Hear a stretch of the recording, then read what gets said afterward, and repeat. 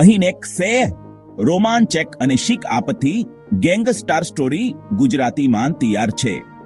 હું કોઈ પણ ખતરનાક ગેરકાયદેસર આ વસ્તુને પ્રોત્સાહન આપતો નથી. સ્ટોરીમાં અંતે સકારાત્મક મેસેજ છે. જેક અંધકારમાંથી પ્રકાશ સુધી બર્યાયન અસ્તાઓનો રાજા અમદાવાદના એક જુદા વિસ્તારમાં યશ નામનો છોકરો રહેતો. લોકો એને યશભાઈ કહેતા કારણ કે એ અત્યંત બહાદુર, અસ્તાની સમજવારો અને ચડપથી નિર્ણય લેતો. પણ યશ પાસે એક ખામી હતી. એ ખોટી કંપનીમાં પડી ગયો હતો. એના મિત્રોનું જોત નાઇટ વુલ્વ્સ કહેવાતું, ખાસ ખરાબ કામ નહોતું કરતા. પણ અસ્તાની દાદાગીરી, વિસ્તારનો કંટ્રોલ અને દેખાવ જાળવવું એનો સ્ટાઇલ હતો. અધ્યાયથી નવા ગેંગની એન્ટ્રી. એક દિવસ શહેરમાં એક ખતરનાક ગેંગ આવ્યું, બ્લેક ફેંગ્સ.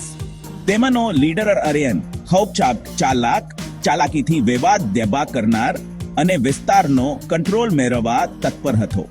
આર્યને શહેરના ઘણા યુવાનોને પોતાના ગેંગમાં ખેંચવાનો પ્રયાસ કર્યો.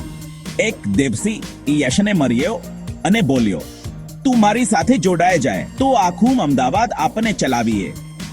યશને આ વાત સારી લાગી. એવું શક્તિથી જીવન નહીં, સન્માનથી જીવવું હતું.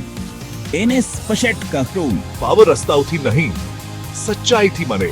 અત્યારે ફકરાવ આર્યન ગુસ્સે ભરાઈ ગયો. એને નાઇટ વુલ્વ્સને ડરાવવાનો અને યશને દબાવવાનો પ્રયાસ કર્યો. પણ યશ અને એની ટીમ હિંસા કર્યા વગર શિસ્ત અને હોશિયારીથી જવાબ આપતા. એમને પોતાના વિસ્તારના લોકો પ્રત્યે માન હતું. એક દિવસ આર્યને યશની ટીમ પર ડરાવ કરવાનો પ્રયત્ન કર્યો.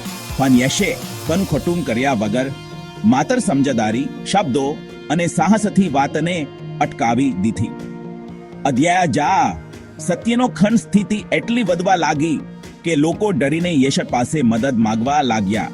યશનું મન બદલાયું. એ વિચારવા લાગ્યો, ગેંગસ્ટાર બનવું કતર નહીં, એ લોકોને સુરક્ષા આપવી જોઈએ, ડર નહીં.